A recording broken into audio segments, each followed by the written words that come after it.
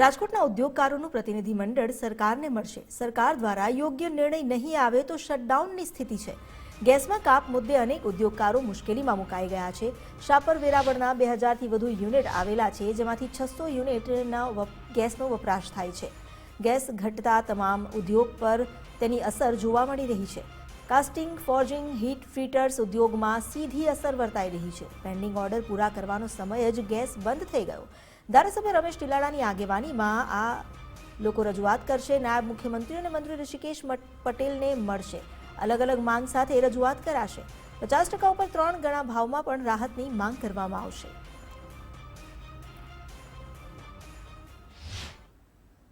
Middle ઈસ્ટની અંદર યુદ્ધ છે ને તેની અસર ભારતમાં જોવા મળી રહી છે। છેલ્લા 2 દિવસથી જે ગેસની અંદર કટોકટીના સમાચારો સામે આવી રહ્યા છે ને સૌથી વધારે તકલીફ છે તે ઉદ્યોગોમાં જોવા મળી રહી છે। શાપર વેરાવળ ઉદ્યોગનું એક પ્રતિનિધિ મંડળ છે તે આજે સરકારમાં રજૂઆત કરવા જવાનું છે। નાયબ મુખ્યમંત્રી સહિતના જે નેતાઓ છે તેમની સાથે તેઓની બેઠક છે ને રજૂઆત કરવાના છે। શાપર વેરાવળ ઉદ્યોગ એસોસિએશનના પ્રમુખ છે, આપણે સીધા તેમની સાથે વાત કરશું। શું કહેશો, શું તકલીફ છે ને આજે એક સરકારમાં રજૂઆત પણ કરવાની વાત છે, શું કહો છો? રહીમભાઈ, પહેલા વહેલા તો ગુજરાત ફર્સ્ટ અને રહીમભાઈ તમારો અને તમારી ટીમનો ખૂબ ખૂબ આભાર। અમારા માટે થઈને તમે પણ ચિંતિત છો। આજે જે કાંઈ વૈશ્વિક પરિસ્થિતિ આપણી નિર્માણ થઈ છે અને આજે ખાસ કરીને પેટ્રોલિયમ પ્રોડક્ટ ઉપર એની વધારે અસર થઈ છે ને એમાં ગેસ તો અમારે શાપર વેરાવળની અંદર લગભગ 400 થી 500 કારખાના ગેસ વાપરતા કારખાના છે, જેમાં ફાઉન્ડ્રી, ફોર્જિંગ, એમાં જે હીટ ટ્રીટમેન્ટ થાય એની અંદર મેક્સિમમ ગેસ વપરાય। એ સિવાયની અમારી અમુક ઇલેક્ટ્રિકલ ફર્નેસ હોય જેની અંદર એલપીજી ગેસ પણ વપરાય। તો આજે ગેસની શોર્ટેજને કારણે ગુજરાત ગેસ તરફથી અમને લેખિતમાં જાણ કરવામાં આવી છે કે ભાઈ તમારો ગયા મહિનાનો જે સરેરાશ વપરાશ છે એના 50% તમને અત્યારે જે ભાવે તમને ગેસ આપવામાં આવે છે એ જ ભાવે તમને આપવામાં આવશું।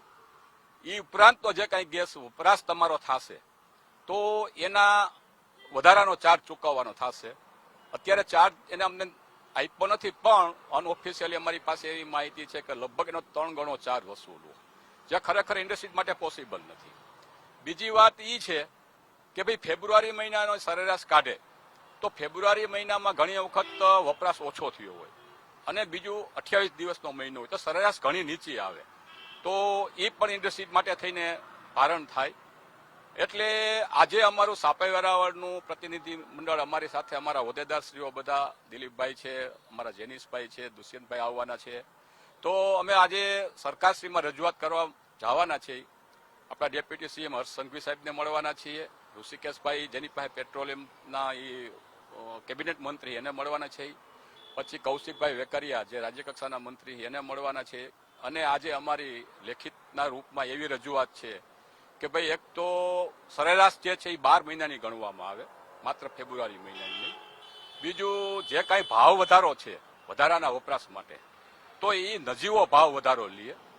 ત્રીજું ખાસ કરીને અમારી શાપર વેરાવળની જે ઇન્ડસ્ટ્રી છે ને એ ઇન્વેસ્ટમેન્ટ કાસ્ટિંગ વાળી જે ઇન્ડસ્ટ્રી છે ને એ બધા ઇન્વેસ્ટમેન્ટ કાસ્ટિંગ વાળા ડિફેન્સના, રેલવેના, મેડિકલ ઇન્સ્ટ્રુમેન્ટ અને એરોસ્પેસ આ બધા પાર્ટ્સ બનાવે છે, એટલે એને કન્ટિન્યુ પ્રોસેસમાં ગેસનો વપરાશ થાય, એટલે ઘણી વખત પ્રોસેસના ભાગરૂપે એને વધારે વપરાશ કરવો પડે। તો આ બધી અમને છૂટછાટ મળે એવી અમારી આજની રજૂઆત રહેશે। ખાસ માર્ચ એન્ડિંગ પણ ચાલે છે, અમુક ઓર્ડર્સ પણ અત્યારે પૂરા કરવાની વાત થતી હોય છે ને જો ત્યારે આ ગેસ બંધ થાય તો સાથે મજૂરોને પણ તકલીફ પડે ને આમાં પણ શું અસર કેવી જોવા મળશે? શાપર વેરાવળમાં જે 4000 થી 4500 યુનિટ છે એમાં પરપ્રાંતીય મજૂરો ઓછામાં ઓછા 2 થી 2.5 લાખ લોકો કામ કરે છે, એમની રોજગારીને પણ ખૂબ જ અસર પડશે। શટડાઉનની તૈયારીમાં ઘણી બધી ઇન્ડસ્ટ્રીઝો અત્યારે એવી તૈયારીમાં છે કે ભાઈ આ ભાવમાં તો એમનું કોસ્ટિંગ પણ ના બેસે, છતાં ફરજિયાત એમને જે એક્સપોર્ટના ઓર્ડર છે એ પૂરા કરવા એ એમની મજબૂરી છે। એટલે આના માટે સરકાર સત્વરે યોગ્ય પગલાં ભરે તો દરેક ઇન્ડસ્ટ્રીયલિસ્ટને આમાંથી કંઈક રિલીફ મળશે અને લોકોની રોજગારી છીનવાથી અટકાશે। તો જે રીતના શટડાઉન સુધીની તૈયારીઓ કરવી પડે તેવી પરિસ્થિતિ છે તે હાલ શાપર વેરાવળ ઉદ્યોગની જોવા મળી છે। આપ કયા બિઝનેસ સાથે જોડાયેલા છો, શું તકલીફ પડી રહી ખાસ? આમ તો હું બેરિંગ રોલર્સ મેન્યુફેક્ચરિંગ સાથે જોડાયેલો છું હવે આમાં કોઈ એક ઇન્ડસ્ટ્રીઝને આ વસ્તુની ઇફેક્ટ નથી થતી. કોઈ પણ ઇન્ડસ્ટ્રીઝ હોય, તમે માની લ્યો કે કોઈ પણ ઇન્ડસ્ટ્રીઝમાં ડાય બનાવવી હોય તો ડાયને હીટ ટ્રીટમેન્ટ કરવી પડે. એના વગર કોઈ પણ ઇન્ડસ્ટ્રીઝનું મશીન ન ચાલે ડાય વગર. તો ડાય હીટ ટ્રીટમેન્ટ કરવી હોય તો હીટ ટ્રીટમેન્ટમાં જ આજે રિસ્ટ્રિક્શન આવી ગયા છે ગેસના, તો હીટ ટ્રીટમેન્ટ ન થાય. તો આ વસ્તુ એવી છે કે બધા ઇન્ડસ્ટ્રીઝમાં આ ઇફેક્ટ આવે છે. ખાલી ફોર્જિંગ, કાસ્ટિંગ કે હીટ ટ્રીટમેન્ટને લગતા ઇન્ડસ્ટ્રીઝ માટે આ નથી. આ અપ ટુ એન્ડ નાની વસ્તુથી લઈને મોટી વસ્તુ જે કોઈ બી બનાવતા હોય ને એને બધાને આ ઇફેક્ટ કરતા છે. એટલે બધાના પ્રોડક્શનને બહુ મોટી ઇફેક્ટ આવે. એટલા માટે જ આજે અમે રજૂઆત કરવા જઈ રહ્યા છીએ. સાહેબ વાત કરીએ, હાલ પ્રતિનિધિ મંડળ છે તે સરકારમાં જઈ રહ્યું છે. જે ગેસની કટોકટીની વચ્ચે ઇન્ડસ્ટ્રીઝને જે ગેસ આપવામાં આવે છે, જે 50%ની વાત છે તેમાં વાંધો નથી, પરંતુ સરેરાશ 12 મહિનાનો જે વપરાશ છે તેની સરેરાશ કાઢવામાં આવે તેવી સૌથી મોટી માંગ છે. કારણ કે ઉદ્યોગને ટકાવી રાખવું, ઓક્સિજન આપવું એ પણ જરૂરી છે. કેમેરા પર્સન અભય ત્રિવેદી સાથે રહી લાખાણી, ગુજરાત ફર્સ્ટ, રાજકોટ.